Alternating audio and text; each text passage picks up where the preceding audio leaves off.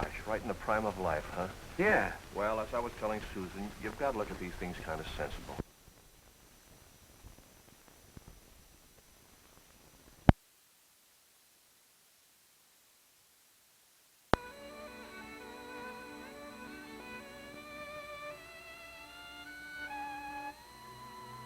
I'm home again.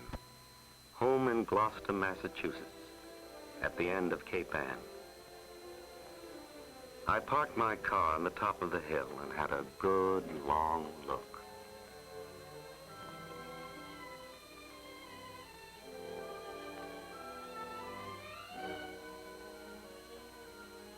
This is where I belong.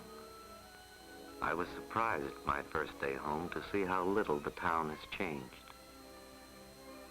I drifted on the tide of Main Street, taking in the old familiar sights and the people I used to know.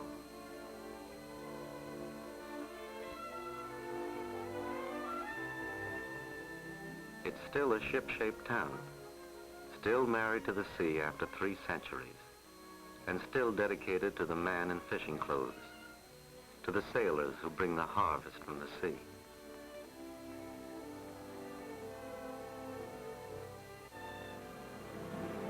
It was good to see the old skipper again, braced on his granite deck, forever staring across the harbor for some trace of the 10,000 Gloucestermen who had perished at sea. In my town, tears and salt water have always mixed. For the first time, it's as though I'm seeing my town through the eyes of a tourist. I'm shopping for scenes of my childhood. It took the antique shops to remind me that Gloucester was born in 1610. I think that makes us an early American community, although we don't make too much fuss about tradition.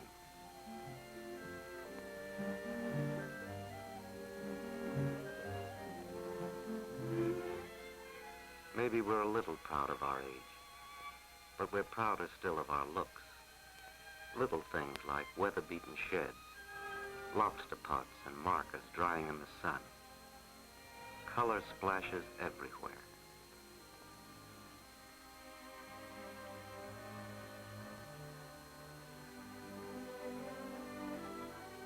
The artists know our beauty.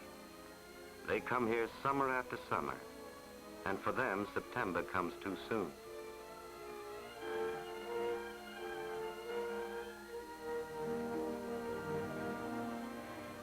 Oh, it's pretty, all right. But no town gets by on good looks alone. This one certainly doesn't. There's too much work to be done, and that means fishing.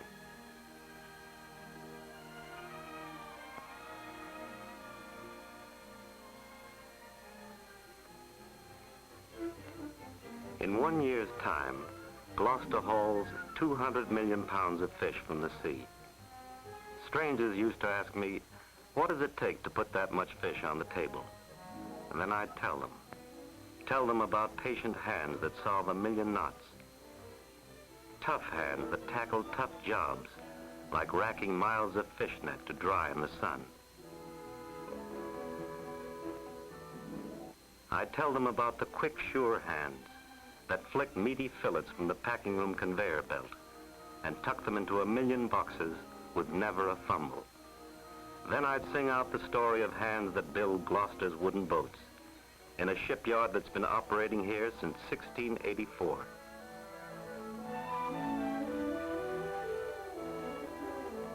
Honest oak from the forests of Maine, the skill of proud carpenters who learned their trade from their fathers and who teach it to their sons.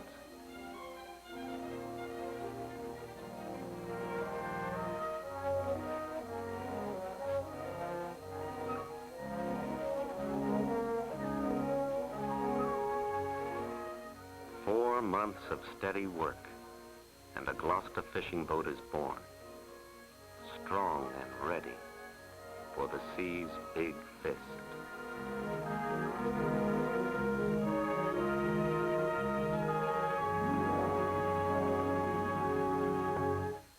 Yet there's another kind of strength here. Every year, the Archbishop comes down from Boston to bless our fleet. Gloucestermen know it takes more than sturdy ships and good navigation to keep coming back from the fishing banks, from the graveyard of the Atlantic. The people listen and pray for the men who sail the fleet.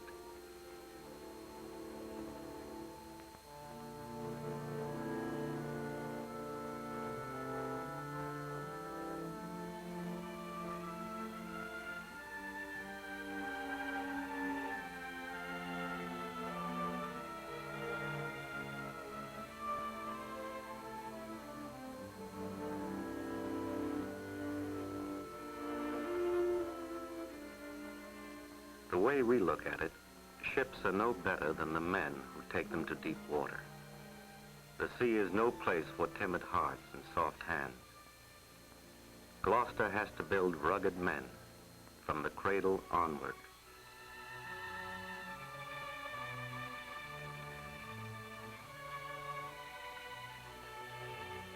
A Gloucester child grows up beside the sea. The song of the surf is his first lullaby. When he swings high on a swing, the sea is under his shoes. The ball he hits for his first home run may bounce into the outgoing tide. His shadow is cast on the water, a prophecy of life ahead.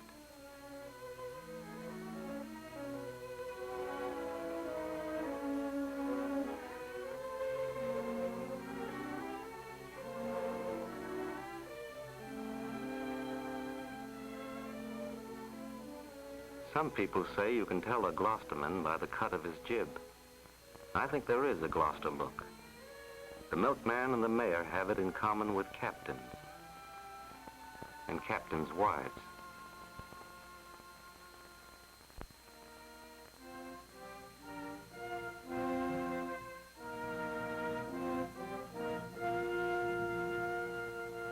In the Gloucester scheme of things, good ships and good men get together. The test of both comes every day in this town. I think of that test every time the Santa Maria heads out for mackerel. She looks mighty trim, every seaworthy foot of her. She has tons of crushed ice in her gizzard, and her seine boat trails behind her like a sea dog on a leash. Most of the crew were kids with me. Now they're a standout team that takes more mackerel than any other crew in the fleet. Santa Maria has two captains. One is Peter Guerassi, who can see more mackerel with his eyes half closed than most men could see with a telescope. The other is Peter Mercurio, a steel-muscled, all-around saltwater boss. Good crew, good cook. That's Vito Girardi, one of the best.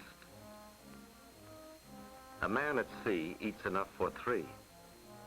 So Vito's reputation is on the block 3 times a day, and he knows the boys won't stand for too much mackerel. Mackerel, gypsies of the sea, are where you find them, 400 yards or 400 miles from home.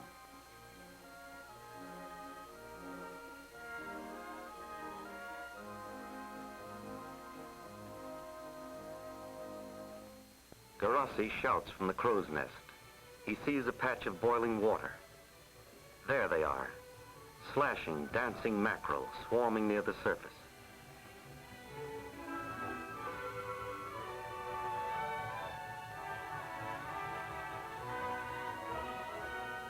The crew gets the seine boat ready for action. Every seam of the Santa Maria buckles down to business. Every pulse quickens, for the age-old excitement of the chase is still here.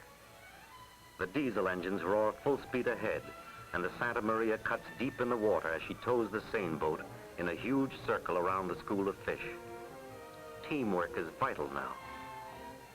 Out of the seine boat shoots the big mackerel seine, 1,500 feet long, 177 feet deep. Get it out and get those ends together. Like a giant spider, the Santa Maria spins her web on the water.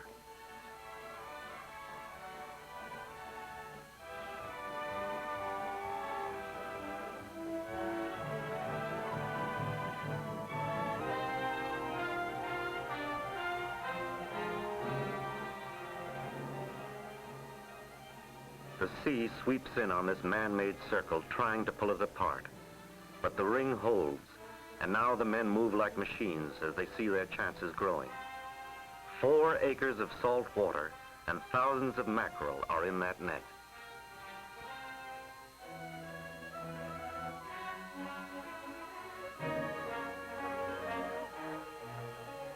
Now they start closing the trap.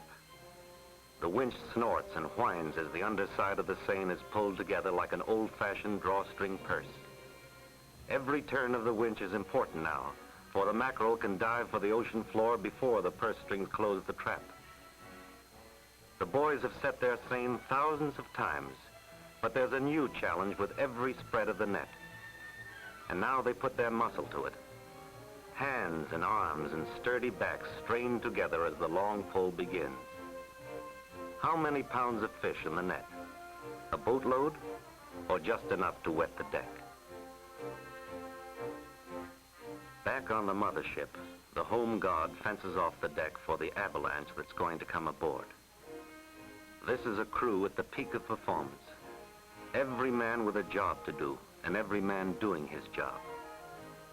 That's the way it's been in Gloucester for 300 years. That's the way it has to be. These men must work as a team. Their lives depend on it sometimes. Their livelihood, always. Heavy with mackerel, the sagging net is close hauled to the Santa Maria. There's a pocket of silver there in the sea, but it feels like lead. Down goes the dip net.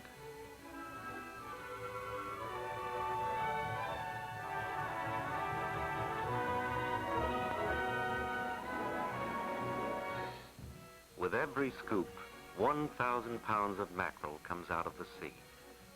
Up and down, hour after hour, the dip net ladles a good day's wages from the bulging trap.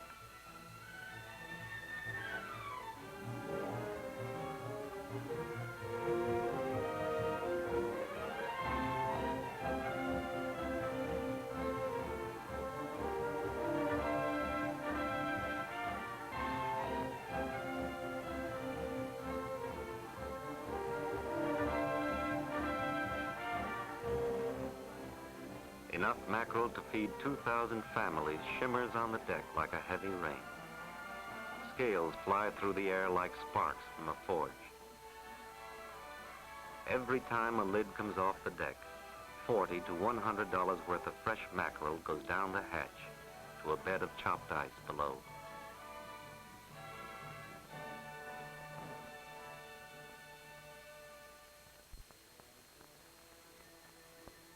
At the end of a long day's fishing, the Santa Maria will hold no more.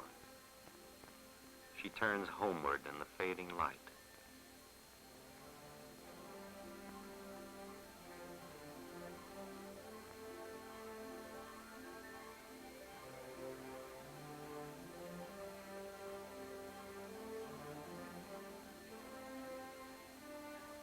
Tension is gone now.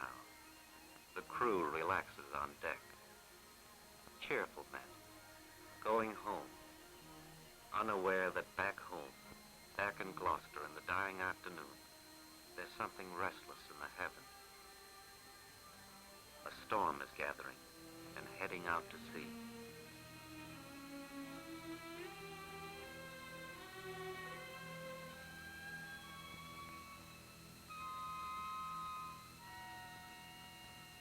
In days of sail, storms took a heavy toll of ships and men. Today we have a better lease on life, but we're still uneasy when the wind is from the northeast.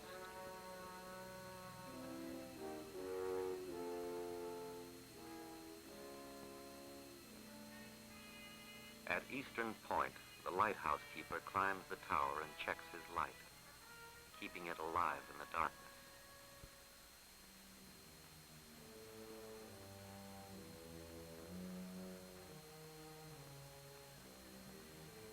A woman prays for her husband's safe return. A mother watches from her window and waits.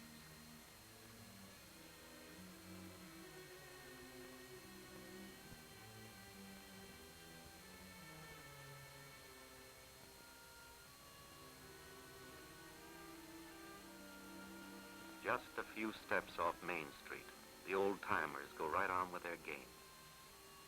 Storms make them a little restless and stir memories of their bouts with the sea. But they have confidence in the men who took their places.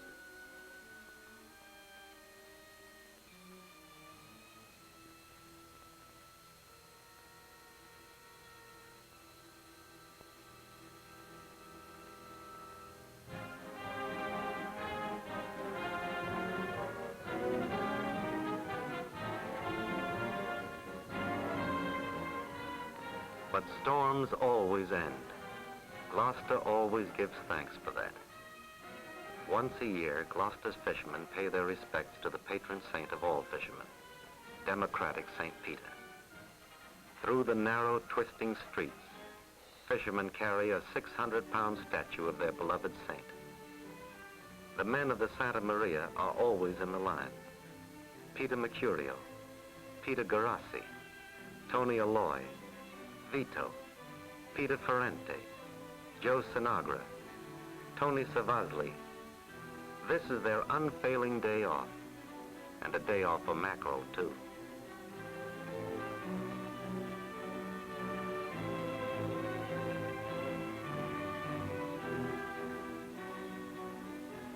The parade winds on for 2 long miles.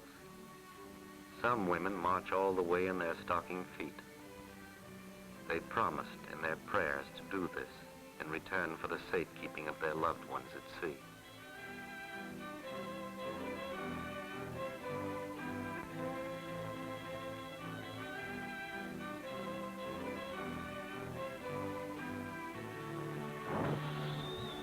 St. Peter's Fiesta is carnival time, and visitors come from everywhere to celebrate with Gloucester. My ears were ringing, but I felt that I was officially home again.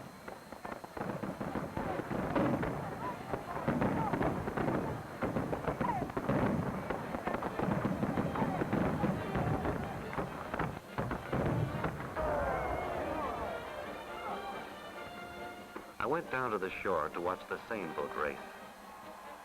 A busman's holiday for mackerel fishermen, rowing boats on their day off. I wanted to be a boy again when I saw the greased pole contest. When I was a kid, we called it the slide for life.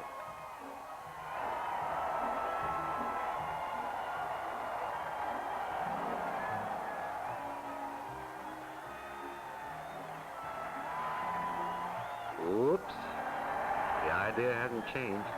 Grab the flag at the end of the pole. There's always one lad who turns the trick.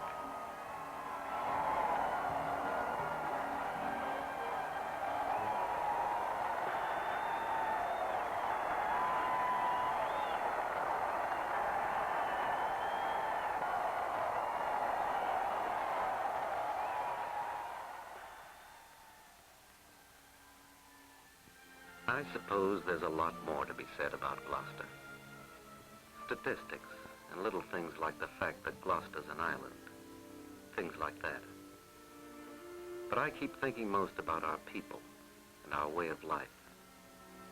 That's what makes our town what it is.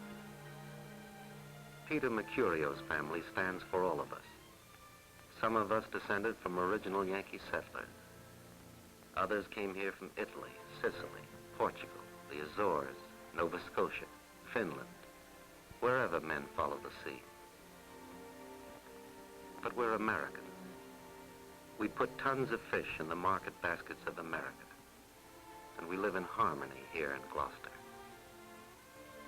Everywhere I've gone since I left this town, it's been the same. People who work together can live together, if they try. And Gloucester tries. Good Americans. Americans at home.